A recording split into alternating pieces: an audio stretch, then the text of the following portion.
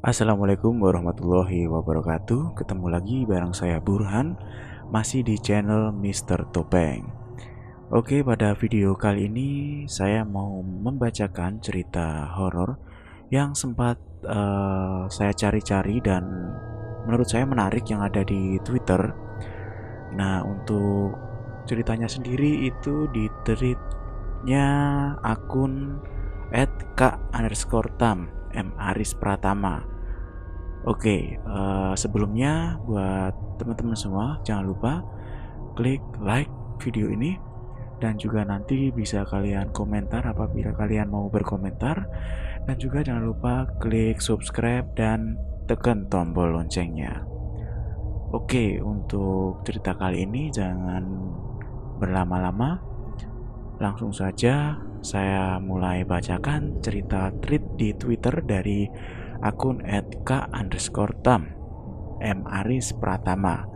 Oke, singkat cerita, tweet yang berjudul "Diam salah namun bergerak masih terus bersenggolan, bertetangga sewaktu PKL". Mungkin PKL ini semacam magang gitu ya. Oke, kita langsung saja baca. Sedikit cerita yang terlewati, punya magis tersendiri yang sulit dilupakan dan bersinggungan dengan para penduduk halus sesama ciptaan Tuhan. Pada akhir 2019, saya bersama 3 teman kuliah. Kebetulan 3 orang temanku ini perempuan. Semua sedang melaksanakan salah satu SKS kerja praktek atau PKL. Pelaksanaan ada di daerah ujung perbatasan Bogor dengan Serpong. Di daerah perbatasan itu ada salah satu instansi pengembangan penerbangan dan antariksa, yaitu sering dibilang NASA-nya Indonesia. Pada waktu itu, saya dan teman-teman kebetulan memang hanya berempat saja yang sedang melaksanakan PKL ini tentunya. Dikarenakan memang waktu itu sedang tidak melayani banyak anak PKL di akhir tahun. Kondisi di daerah sekitar kantor Pustekbang memang sepi dan jarang banyak orang. Cuacanya pun waktu itu sedang pas lagi panas-panasnya. Kami berempat, hanya kami yang PKL di. Singkat cerita, kami datang ke serta instansi ini memiliki fasilitas mes atau rumah singgah, dan kami bersyukur sekali kami tidak perlu repot untuk mencari kos-kosan. Mes tersebut berada di komplek perumahan pegawai dan paling ujung dari jalan utama masuk. Dan kami bertemu penjaga mes. Kami ditempatkan terpisah.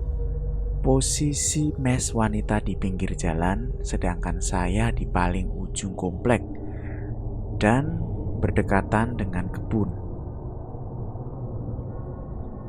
Mes saya berdekatan dengan rumah Bu Fajar. Beliau salah satu yang tinggal di komplek itu. Ada yang bilang juga beliau dulunya ikut ngejaga mes tamu pria dan wanita di kompleks perumahan ini. Singkat cerita, kejadian yang pernah saya alami di Mes Putra Pustekbang pojok Bu Fajar ini, pertama mulai saya tinggal di situ sebenarnya tanggal 15 Oktober 2019. Sampai di mes pada siang hari dan sangat terik sekali cuacanya. Sesampainya langsung diarahkan masuk ke dalam mes. Siang itu saya masuk mes dengan arahan penjaga mes yang berada pas di samping mes. Ruangan terasa sangat panas sekali, serasa masuk pedalaman oven. Walaupun ada pendingin ruangan namun tak berfungsi normal, dan itu pun menambah kesan gelisah dan was-was di dalam mes tersebut. Posisi waktu itu memang mes baru saja ditinggal pergi oleh penghuni sebelumnya yang begitu ramai, kata Pak penjaganya. Nah, kebetulan saya bersama Mas Andre cuma berdua yang menempati mes Putra itu. Nah, sore berlalu nih. Karena untuk mereda gelisah, saya sholat maghrib di kamar. Posisi kamar saya tepat di pojok sebelah, langsung kamar penjaga dan sebelah toilet. Malam telah tiba. Saya rasa gelisah saya semakin kuat. Seperti ada sesuatu yang mengurung mes yang saya tempati itu. Panas dan terasa sangat gerah dan posisi AC kamar itu tak berfungsi normal. Posisi di komplek perumahan ini sangat sepi, bisa dibilang sepi sekali. Dan bisa dibilang gak mungkin ada anak kecil itu keluar setelah maghrib. Sedikit cerita, Ibu Fajar ini ada 2 orang anak putra, satu sudah SMP dan satu lagi masih balita. Dan di kala malam jarang banget keluar. Sebagai warga baru, saya pun bingung mau ngapain nih di malam pertama dengan suasana panas, gelisah, dan AC-nya sekarat. Malah tambah bikin panas ruangan dan malah celingat-celingut lihat sudut-sudut kamar. Malam pertama di mes itu terasa sangat lama. Gak tahu kenapa dari arah celah ventilasi itu seperti ada yang memperhatikan secara intens. Saya tahu itu ada sosok perempuan yang mengamati saya yang sedang rebahan di kasur. Saya mencoba tenang dan mencoba tidur, tapi malah gak bisa. Saya di malam pertama itu mendengar langkah kaki yang lari-larian di arah belakang mes, tepatnya di kebun belakang. Pikiran saya sih, itu semak-semak yang kena angin. Tapi masa iya semak-semak kena angin suaranya kayak orang lari?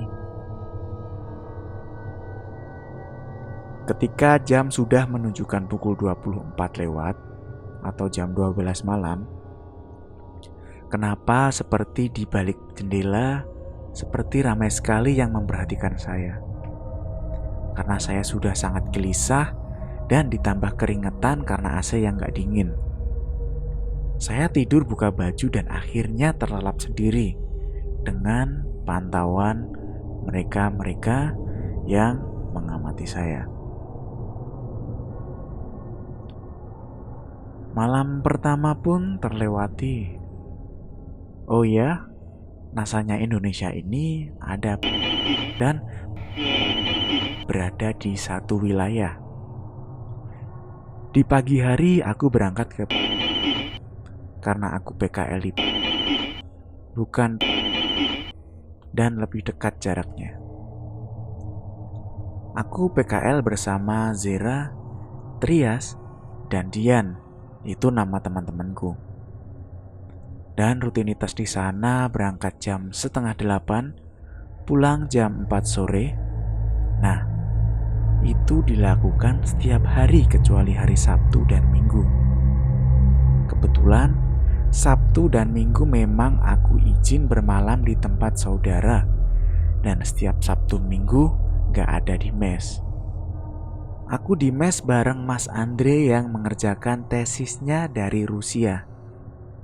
Sedikit cerita, memang suasana memasuki maghrib sudah terasa berbeda.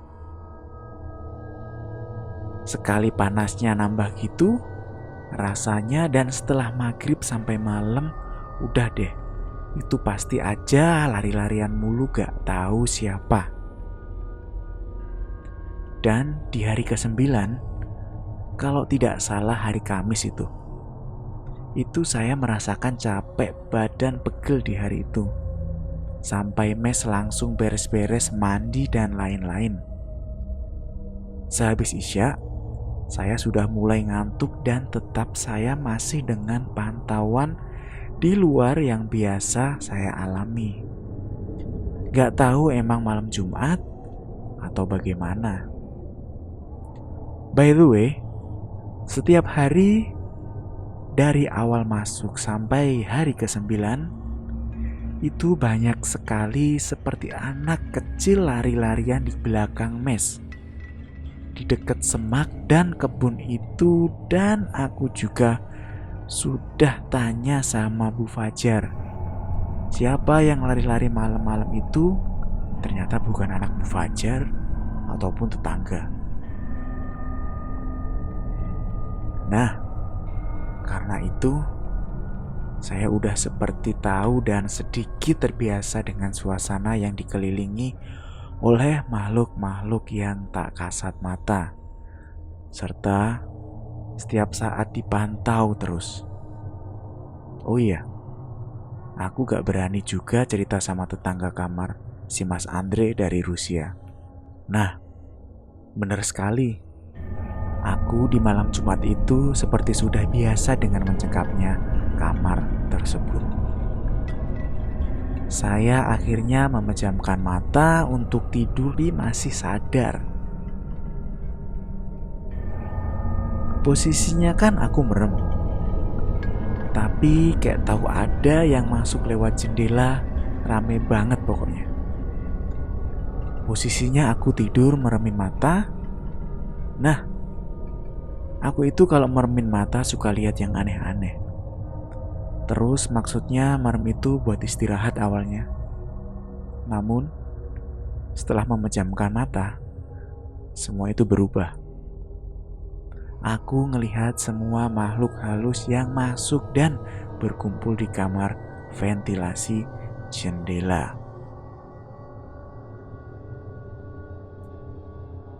Oke, itu tadi cerita dari akun @k_tam @marispratama yang memang belum selesai. Nah, untuk cerita ini kalian bisa lihat langsung di Twitter. Nanti saya akan cantumkan untuk akunnya dan juga linknya nanti di video. Untuk cerita lanjutan nanti teman-teman bisa mendengarkan dan melihat pada part 2 ya. Nanti akan saya lanjutkan untuk cerita berikutnya. So, untuk cerita horor pada video kali ini mungkin cukup untuk saat ini saja, dan dilanjutkan di part 2 yang akan saya buat videonya di lain waktu. Buat kalian yang sudah nonton, jangan lupa klik like. Kalian boleh komen, terserah mau komen apa, terserah. Dan juga klik tombol subscribe. Dan jangan lupa tekan tombol loncengnya. Mungkin itu saja cerita pada video kali ini. Nantikan cerita berikutnya di video berikutnya. Akhir kata dari saya, wassalamualaikum warahmatullahi wabarakatuh.